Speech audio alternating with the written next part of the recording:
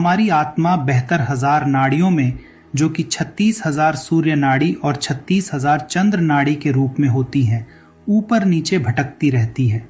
लेकिन जब आत्मा सही रास्ता खोज लेती है तो वह एक एक चक्र का शुद्धिकरण करते हुए सुषुम्ना नाड़ी के माध्यम से ऊपर उठती है। इस प्रक्रिया में यह ऊर्जा आज्ञा चक्र तक पहुंचती है और वहां से सहस्त्रार चक्र तक का मार्ग छोटा होता है। ब्रह्मरंध्र तक पहुंचना ध्यान, तपस्या और साधना के द्वारा संभव है, लेकिन 7वां चक्र जो परमात्मा का है वह हवा में स्थित होता है। हम ध्यान की स्थिति में ब्रह्मरंध्र तक पहुंच सकते हैं, लेकिन वहां से आगे के 12 उंगलियों के मार्ग को पार करने के लिए परमात्मा की कृपा आवश्यक होती है। यह स्थिति प्राप्त करने के लिए हमें एक विचार, मंत्र, देवता या प्रक्रिया पर सतत ध्यान और स्थिरता बनाए रखनी होगी।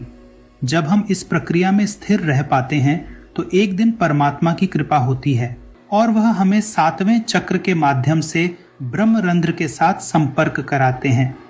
तब हम इस जीवन, पृथ्वी और ब्रह्मांड के बंधनों से मुक्त हो जाते हैं, जिसे पूर्ण मोक्ष की स्थिति कहते हैं।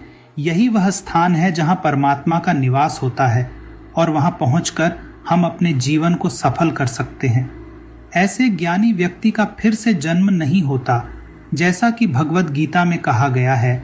ऐसे ज्ञानी इंसान का पुनरावर्तन विद्यते, अर्थात वह फिर से वापस नहीं आता। लेकिन अगर हमारी आत्मा ब्रह्मरंध्र से बाहर नहीं निकलती, बल्कि आंखों, कानों या अन्य द्वारों से निकलती है, तो हमें फिर से पुनर्जन्म लेना पड़ता है, क्योंकि ब्रह्मरंध्र ही वह सबसे शुद्ध स्थान है जहां से आत्मा को निकलना चाहिए।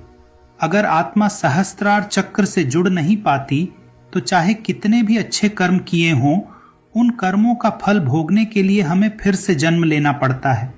इसी तरह यदि बुरे कर्म किए हैं तो उन बुरे कर्मों का फल भी भोगने के लिए पुनर्जन्म आवश्यक होता है।